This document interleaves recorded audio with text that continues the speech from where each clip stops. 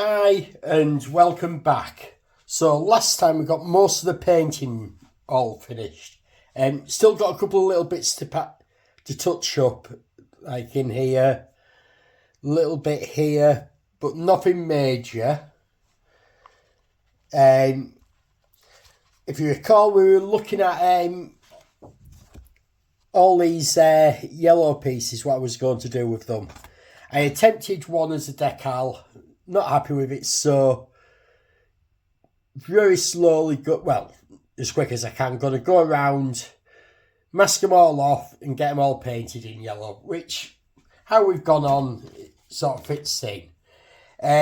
I want to go and add a bit of detailing into these sensors, probably just a couple of little bits of chrome and gold. That's it. And then it'll be putting the last of the decals on. And that'll should finish this kit. So I'll get all the painting finished, get it gloss coated, and then we'll have a look at how it's looking there before I tackle all these decals. Right, so painting is finished now. I'm not sure what these shell parts are meant to be, but really happy with how they've come out. Every one of them has worked fine, so all 11 are in place nicely. Gone and added some detail into the sensors. Not a lot, just a little bit of silver and a little bit of gold. Well, I used brass actually, because I think brass, as stuff as it sounds, looks more like gold.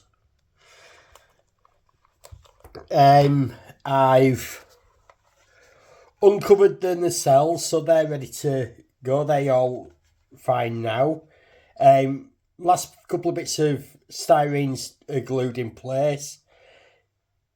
Deflectors uncovered as well. I've checked the lights and they do all work. So I've just got the clear parts to fit now. So these are already painted. All the little lights are painted as well. And next job is start on these decals. It'll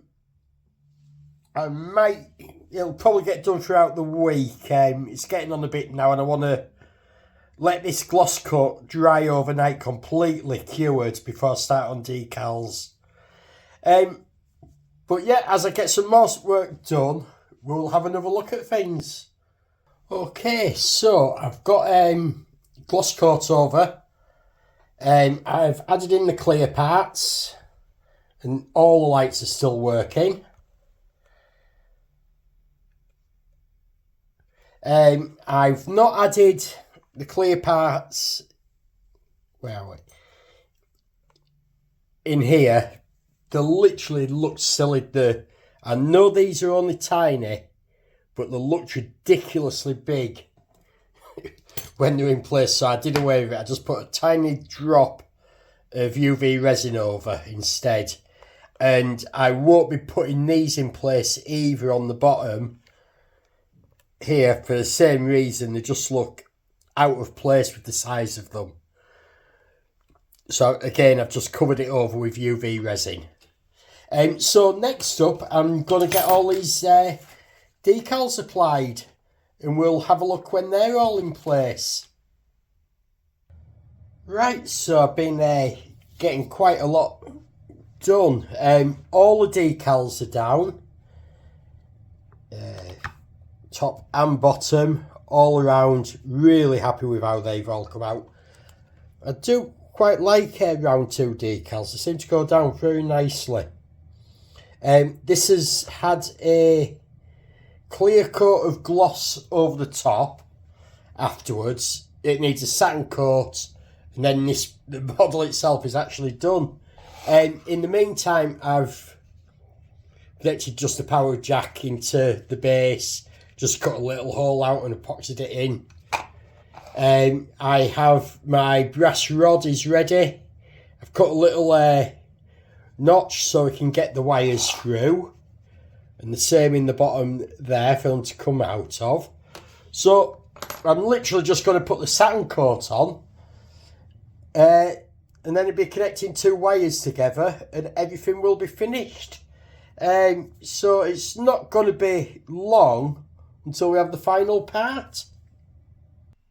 Right, so as you can see, everything is finished. It's had its satin coat. It's plugged in. Everything's working. Really happy. I've left it overnight because I didn't want to start touching it last night. With just having varnished it in case it caused any issues. So it's had a full night curing. All the lights are working. I may go back and try and alter these buzzards a bit because I'm not 100% happy with them. But that's by the by. I'm glad I didn't put the large piece of plastic on here because it'd have been sticking out and it looked stupid. Decals went down really easy. To be fair, I've never had an issue with Polar Lights decals. So, in fact, I don't tend to have issues with any decals generally. And I don't know if it's because I use white vinegar instead of all the really expensive decal solutions that most people use or what, but it works really well for me. So maybe give that a try. I'm in UK, so you won't. I doubt you'll have the same as me, but I picked this up in Home Bargains for, I think it's about 60p still. So it's for nothing. And it lasts ages. Give it a try. Anyway, thoughts on this. Really like this skill. I've never built one of these 1000s before. I have got quite a lot of space if I needed to. But if you haven't got a lot of space, nice and tiny, so small so you can fit it on a shelf easy. It's not taking up a lot of real estate, but it's large enough that you can still put your lights in and have fun with it. I enjoyed doing the masking myself. It probably added a week onto the build, to be honest.